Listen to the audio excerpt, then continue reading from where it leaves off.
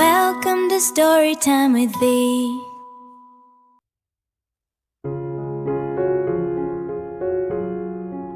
Hi there, friends. We're so happy you're here for Storytime. This is a story we love sharing with all of you from Apple Montessori at Maxwell Place. It's a story about being kind to someone you've never met and about how good friends can work together to solve a problem. It is called Gus the Gosling Finds His Way Home.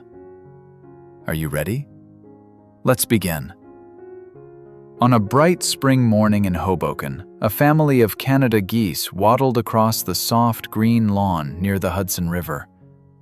Mama Goose and Papa Goose watched over their fluffy babies. The littlest baby was named Gus. Gus was tiny, yellow, and very curious. He wanted to look at everything.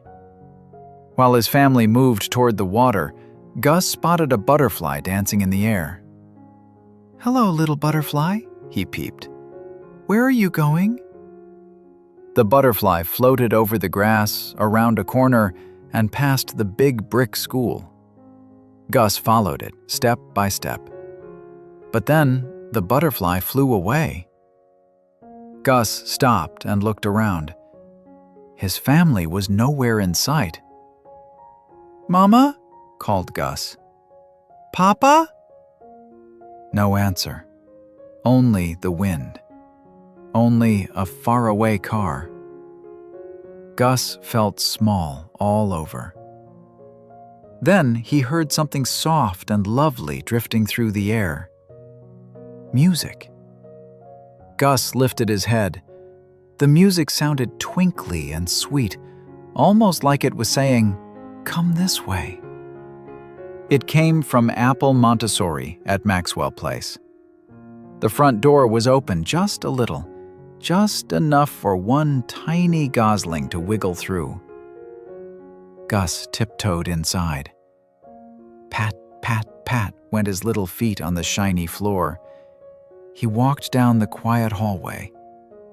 He passed Miss Nicola's classroom, but the music was not coming from there. So Gus kept going. At the end of the hall, he found another open door. The music was coming from inside that room. It was Miss Tara's Preschool 4 classroom. On the way, a poster said it was Friday Show and Tell. The special topic was My Favorite Toy. The children had brought their favorite toys and set them out around the room. But the children were all outside for recess. Now, here comes the magical part. When no one was looking, the toys in Miss Tara's classroom could talk. The music was coming from a shiny music box on the front table. "Hello there," sang the music box. "I'm Jordan's music box." Gus blinked. "You can talk?" "Of course," said the music box. "On Show and Tell Fridays, we always have stories to share." Then a green dinosaur stopped closer. "Stomp, stomp, stomp." "I'm Lucas's T-Rex," he said, "and you look like you need help." "I do," said Gus. "I can't find my mama and papa." T-Rex bent down low. "Then we'll help you." A soft unicorn with a sparkly purple mane came over next. "I'm Sophia," she said. "I'm Vicky's unicorn." "You're safe here with us, Gus. Let's think carefully.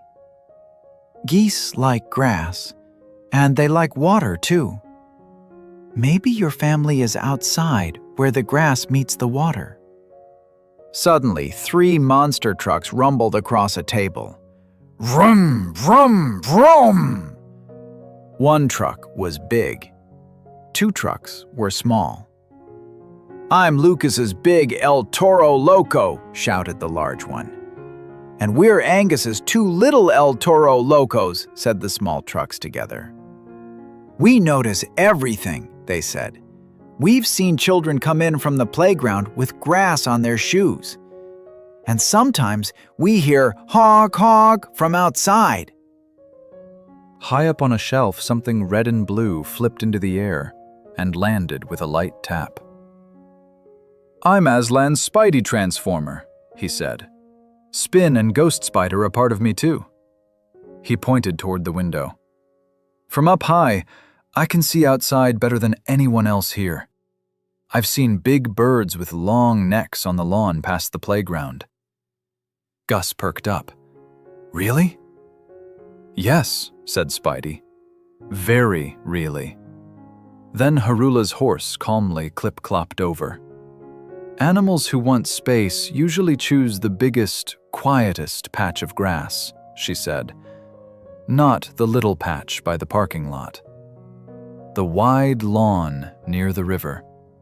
The toys all looked at one another. The clues were starting to fit. In the back of the room, one toy had been listening the whole time without interrupting. It was a soft gray elephant with kind eyes and floppy ears. This was Yi-Yi, Maxim's elephant. Yi-Yi took a slow breath and thought about every clue. "Jordan's music box brought Gus here," said Yi-Yi. "Sophia remembered grass and water. The El Toro Locos heard geese outside. Spidey saw long-necked birds near the playground. And Harula's horse said the best spot was the biggest lawn near the river." "I know that place. When Maxim brings me outside, I see goose families on the lawn by the playground, right by the Hudson River." "That's it!" shouted T-Rex. "Yi-Yi solved it!" cheered Sophia. Vroom, vroom, vroom, went the El Toro Locos as they spun in a happy circle. Yi-Yi turned to Gus. "Walk back down the hallway," he said. "Go out the front door. Turn toward the playground. Keep looking for the big green lawn by the water. Your family should be there." Gus flapped his tiny wings. "Thank you," he said. "Thank you, Jordan's music box. Thank you, Lucas's T-Rex. Thank you, Vicky's unicorn, Harula's horse, Lucas's big truck, Angus's trucks, Aslan's Spidey Transformer, and Maxim's elephant, Yi-Yi. You all helped me, even though you didn't know me at all." "That is what kindness looks like," said Yi-Yi. Off went Gus. Pat, pat, pat down the hallway, past Miss Nicola's classroom, out the front door, toward the playground. And there, just beyond it, was the wide green lawn by the river. On the grass stood Mama Goose, Papa Goose, and all of Gus's brothers and sisters. They were looking everywhere for him. "Honk!" cried Gus. "Honk, honk!" his family called back. Gus hurried as fast as his little feet could go. Then he tucked himself right under Mama's warm wing. He was home. Gus looked back toward Apple Montessori. He could see the classroom window far away. He gave one more happy honk for the toys who had helped him. Honk! And somehow, in that magical classroom, every toy knew exactly what that honk meant. And that's our story for today. Remember, friends, when someone feels lost, kindness helps. And when everyone shares what they know, teamwork can lead the way home. Thanks for spending story time with us. We'll see you next time.